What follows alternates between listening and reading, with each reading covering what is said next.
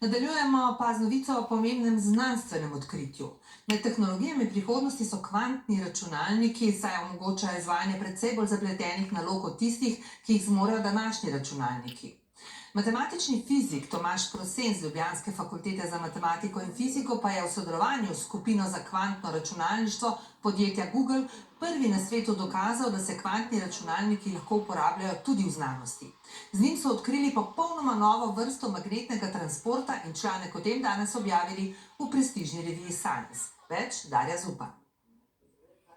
Transport si večina predstavlja kot prenos nečesa iz točke A v točko B, v fiziki pa gre lahko denimo za prenos toplote, prenos podatkov ali prenos zvoka. Za kakšen transport pa gre pri novem odkritju? Mi smo pa tukaj našli neko umestno vrsto transporta, ki mu pravimo superdifuzijski transport. Hitreje kot difuzija, hitreje kot toplota, počasneje kot zvok.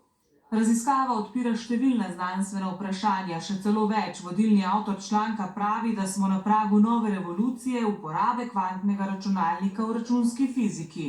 Simulirali smo en kvantni magnet na kvantnem računalniku in našli novo vrsto magnetnega transporta. Poleg tega smo pa našli tudi neke povsem nove sugestije, ki bi šle preko teh predmenjalnih raziskav in obetajo pravzaprav mogoče povsem nov koncept v teoretični fiziki.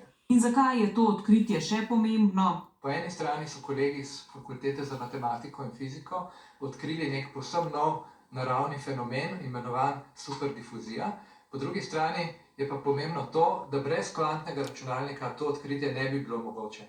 Po dolgih letih pričakovanj rezultatov kvantnih računalnikov smo sedaj priča prvemu res prebojnemu znanstvenemu dosežku, ki je omogočen samo s kvantno tehnologijo. Nakazujejo na to, da bi utegnili biti tukaj priča nekemu, kot pravimo fiziki, novemu univerzalnostnemu razredu neravnovesne statistične fizike.